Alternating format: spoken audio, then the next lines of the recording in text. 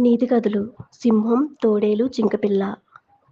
ఒక అడవిలో సింహం, తోడేలు, జింకపిల్ల స్నేహంగా ఉండేవి. సింహం జింకపిల్లలది నిజమైన స్నేహం కాగా, తోడేలు మాత్రం కేవలం స్నేహం నటిస్తూ వాటితో తిరుగుతూ ఉండేది. ఈ విషయం సింహం కనిపెట్టలేదు గాని, జింకపిల్ల మాత్రం త్వరలోనే గ్రహించేసింది. బాగా బలిసి ఉన్న ఆ జింకపిల్లని చంపి తినేయాలని తోడేలు తెగ ఆశపడుతూ ఉండేది.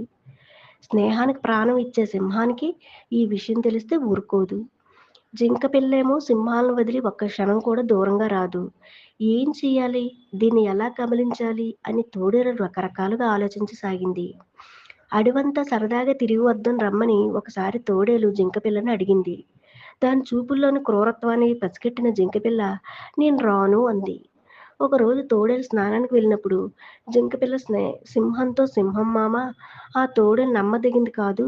నా వైపు క్రూరంగా చూస్తుంటుంది. నన్ను తినేస్తేమోనని భయంగా ఉందని చెప్పింది. కానీ సింహం అయ్యో! ఆ తోడేలు ఎంతో మంచిది. నువ్వు అనవసరంగా సందేహిస్తున్నావు అంది. ఒకరోజు సింహం తీవ్రమైన తలనొప్పితో బాధపడుతుండగా, తోడేలు ఇదే మంచి సమయం అనుకుని సింహం దగ్గరికి వెళ్ళి, సింహం మామ నీ తలనొప్పి తగ్గాలంటే జింకపిల్ల రక్తం నీ తలకు రాసుకోవాలి అంది. తోడేలు దుష్టబుద్ధి గ్రహించిన సింహం తన పంజాతో తోడేలుని ఈడ్చి ఒక్క దెబ్బ కొట్టింది. మూతి పగిలిన తోడేలు కుయ్యో మొర్రో అంటూ పరుగులు తీసింది. జింకపిల్ల సంతోషించింది. నీతి: ఇతరుల మీద చాడీలు చెబుతున్నప్పుడు అందులో వాస్తవం ఎంతుందో గ్రహించాలి.